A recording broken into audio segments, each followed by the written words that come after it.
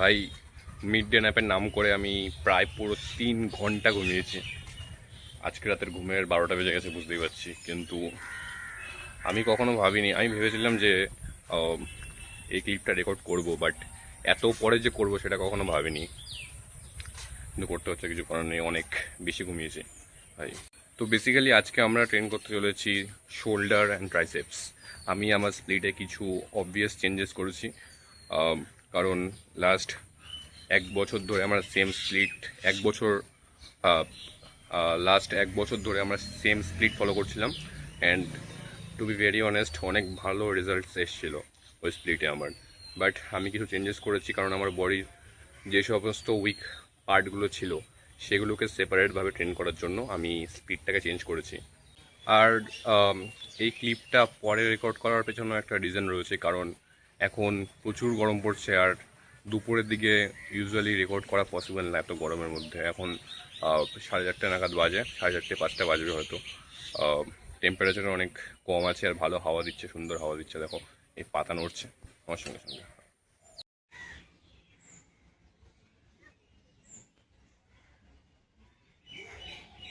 আর আমি আরও একটা জিনিস শেয়ার করতে চাই।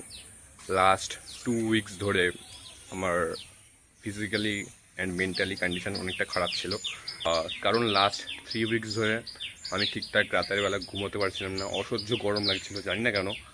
আমি ঘুমানোর চেষ্টা করলে মাঝরাতে হঠাৎ করে বডি টেম্পারেচার অনেক বেশি বেড়ে যেত, তারপরে ঘুম ভেঙে যেত, আর প্রচণ্ড ঘাম হতো। এবার লাস্ট উইকে আমরা ডক্টরের কাছে গেছিলাম, আমাকে ব্লাড টেস্ট করাতে বললো, আর বললো যে হেপাটাইটিসের লক্ষণ রয়েছে এমন কিছু। বাট ব্লাড টেস্ট করার পরে জানতে পারলাম যে হেপাটাইটিস নেই, বাট আমার লিভারের অ্যালবুমিন আর গ্লুটামিন কিছু পরিমাণে মানে নর্মালের থেকে একটু হাই আছে। এর রিজন হার্ড ট্রেনিং, ডিহাইড্রেশন, আরও অনেক কারণ আছে। অ্যান্ড আমি চেষ্টা করছি এর থেকে রিকভার হওয়ার, অ্যান্ড হোপফুলি লাস্ট 5-6 দিন ধরে আগের থেকে অনেক বেশি ভালো লাগছে। অ্যান্ড সেই কারণে আমি লাস্ট উইকে ভিডিও রেকর্ড করতে পারিনি, লং ভিডিও।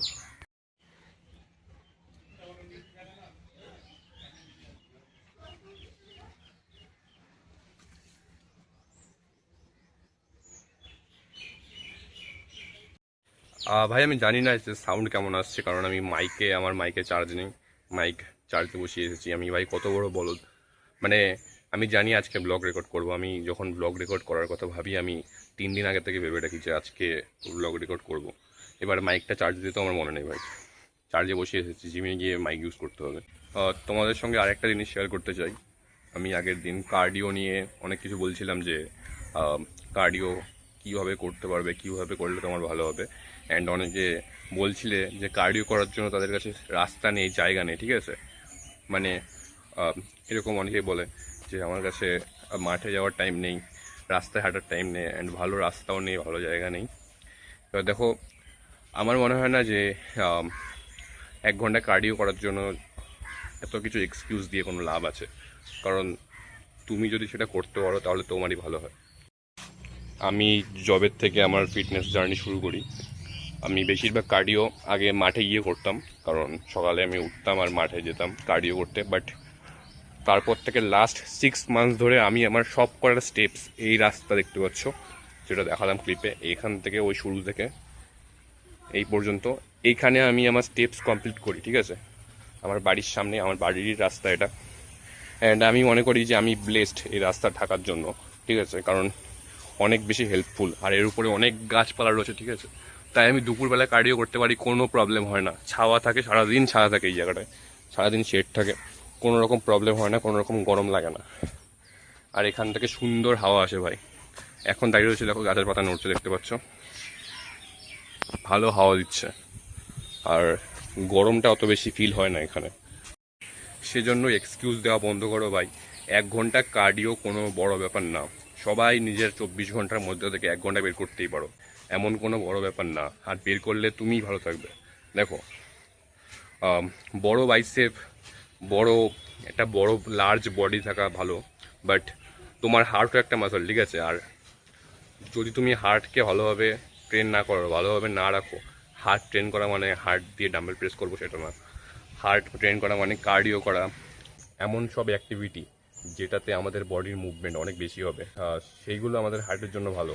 যেমন তুমি যে কোনো রকম স্পোর্টস খেলতে পারো, ক্রিকেট, ফুটবল, ব্যাডমিন্টন, যে কোনো রকম আউটডোর স্পোর্টস খেলতে পারো, রানিং করতে পারো, ওয়াকিং করতে পারো, তাতে তোমার হার্ট ভালো থাকবে। আর যদি হার্টে একবার ক্র্যাম্প আসে তাহলে মায়ের ভোগে। সেই জন্য কার্ডিও করো ভাই, সবারই কার্ডিও করা উচিত, সবার। আরও একটা ইম্পর্টেন্ট জিনিস যেটা না বললেই নয়, সেটা হলো ওয়াটার ইনটেক। দেখো, জল খুবই ইম্পর্টেন্ট একটা জিনিস আমাদের বডিতে। যারা ভাবো, যারা প্রোটিন কার্বসের পেছনে সময় নষ্ট করো, ভাই জলও খাও বেশি বেশি করে, না হলে কোনো কাজ হবে না। আমার বডির জন্য সবথেকে বেশি ইম্পর্টেন্ট যদি কোনো জিনিস হয় সেটা হলো জল। আর এই গরমে যারা হার্ট ট্রেনিং করো, অনেক বেশি জল বেরিয়ে যায় ঘামের মধ্যে দিয়ে তোমাদের বডি থেকে। তাই চেষ্টা করবে তোমার বডি ওয়েটকে 10 দিয়ে ভাগ করে যেই পরিমাণ হয় সেই পরিমাণ বা সেই লিটার, তত পরিমাণ লিটার জল খাওয়া, তত লিটার জল খাওয়ার। এবার ঠিক আছে।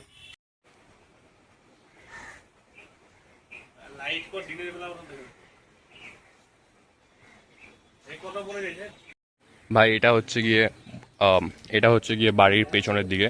আর এই দিকে আমি অনেকদিন পরে আসছি, আগে ছোটোবেলায় অনেক আসতাম। এখানে অনেক বড় বড় গাছ হয়ে গেছে, দেখো জায়গা অন্য যাওয়ার। কাটা মনসা গাছ বা ক্যাকটাস, ভাই আসতে ম্যান ভার্সেস ওয়াইল্ড মনে হচ্ছে। এবার দেখো যেটা দেখাতে আসলাম, এটা হচ্ছে গিয়ে এটা হচ্ছে আমাদের বাড়ি, ঠিক আছে? আর এটা বাড়ির পেছনে। এখানে প্রচুর পরিমাণে ন্যাচারাল অক্সিজেন রয়েছে, কারণ আমরা জানি যে যেসব গাছ জলে হয় সেখানে প্রচুর পরিমাণে ন্যাচারাল অক্সিজেন সেখান থেকে পাওয়া যায়। সাধারণ মানে এইসব মাটির গাছের থেকে এই জলের গাছ, কচু গাছের কথা বলছি না, ঠিক আছে, জলের মধ্যে যেসব শ্যাওলা প্ল্যাঙ্কটন আছে সেখান থেকে অনেক বেশি ন্যাচারাল অক্সিজেন পাওয়া যায়। দেখো লেফট সাইডে জুম করার চেষ্টা করবো একটু।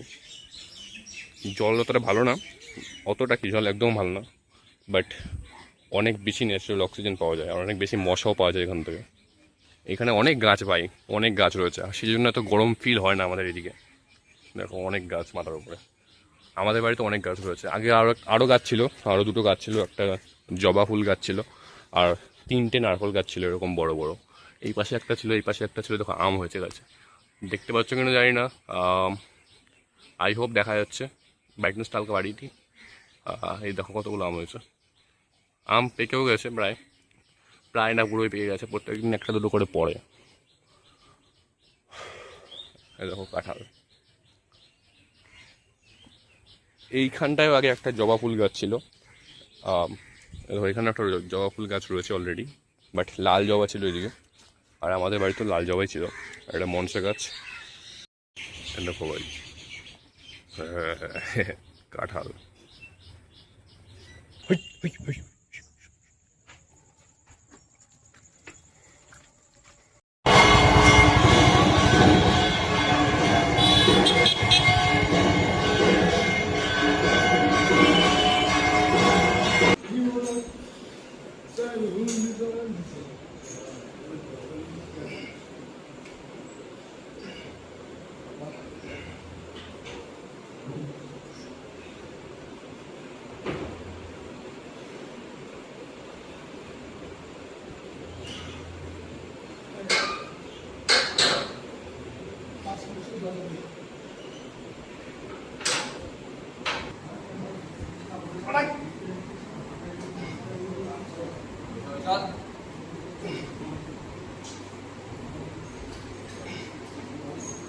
চল